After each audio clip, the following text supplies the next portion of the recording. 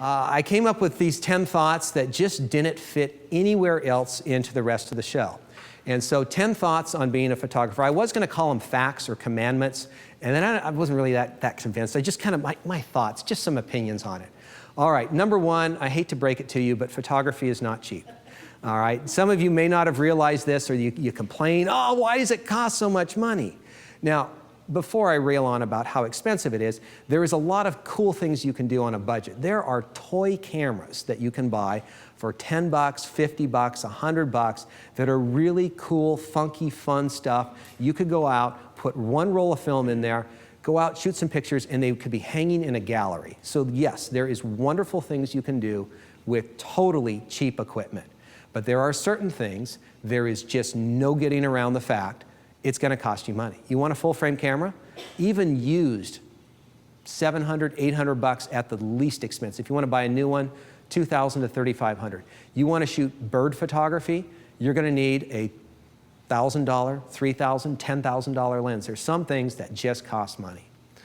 All right, got a lot of people always worried about the camera of tomorrow. Best camera of tomorrow can't shoot a picture today.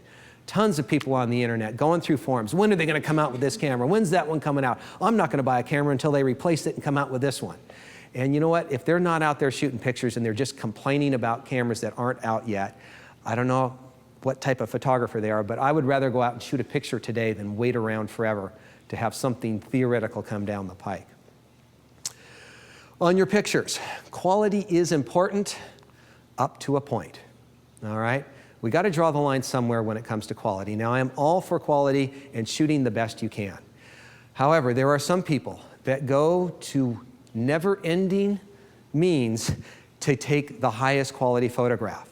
They will order 10 lenses from a store, test all 10 lenses in 100 different ways so that they can get the pick of the litter.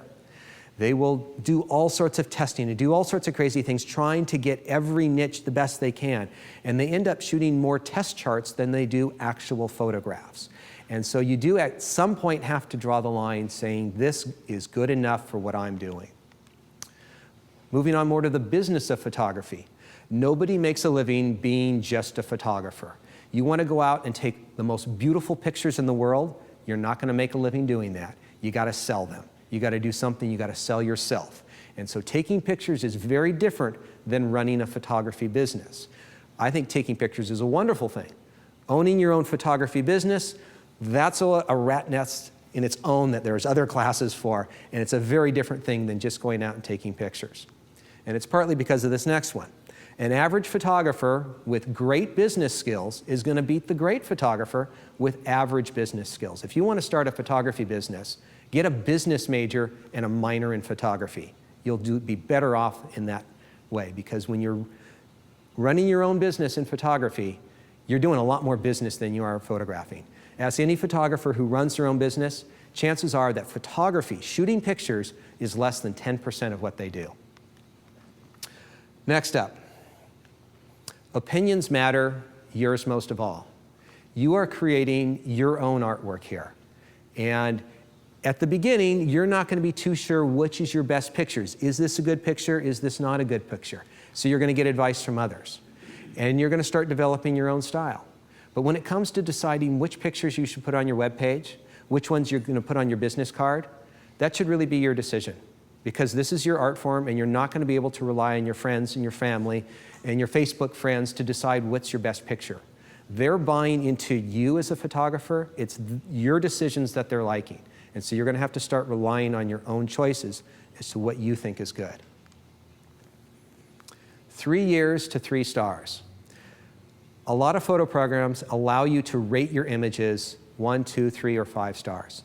And I have seen people download images, 1,000 images, and they just hit 5-star on every one. 5-star. I wish I was that good.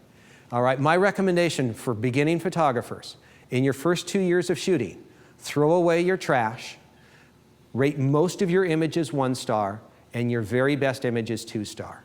Trust me, when you look back in 5 and 10 years to those first 2 years of shooting, you will have no images better than a 2-star image. I know it's a little disappointing to say now, but myself, in this entire production that I have, I'm showing you about 600 images. There is only a handful of them that are more than that are more than 8 years old. Very few of them are from early on in my career. None of them from my first 2 years of shooting. And so once you get beyond into year 3, then I would go to 3 stars. 3 stars is the highest rated image that I have. I'm hoping someday to shoot a 4-star image. Number 8, the hardest part of photography, at least in my opinion, is being in the right place at the right time. The light, the situation, everything else. I can work around shutter speeds, apertures, all that sort of stuff, but just being in the right place at the right time is just hard to do sometimes. And sometimes it takes a lot of effort on your part. Number 9, good photographers are good problem solvers. So if you like to solve puzzles, you like to do the Sudoku, you like crossword puzzles, you like watching murder mysteries because you're kind of wondering how to solve the problem, photographers are good at solving problems, whether it's using a shower curtain for a lighting diffuser or using a railing for a tripod. Photographers are trying to figure out, how do I solve this problem? How do I get a faster shutter speed? How do I get a lower ISO? How do I get more depth of field in the shot? And it's just a never-ending flow of problems that you're going to be solving. And it's a constant puzzle. And if you like doing puzzles, you'll probably like photography in that regard. And finally, the learning never stops. Look, shoot, edit, repeat. Keep doing this. I am a lot better than I was 5 years ago, I think. I think I'm a lot better than I was 10 years ago. We can all stand to get better and better. Getting out there, shooting, reviewing your images, and then getting back out there and doing it again and again is what's going to make you better. So thanks a lot for tuning in today. I'm done with my part.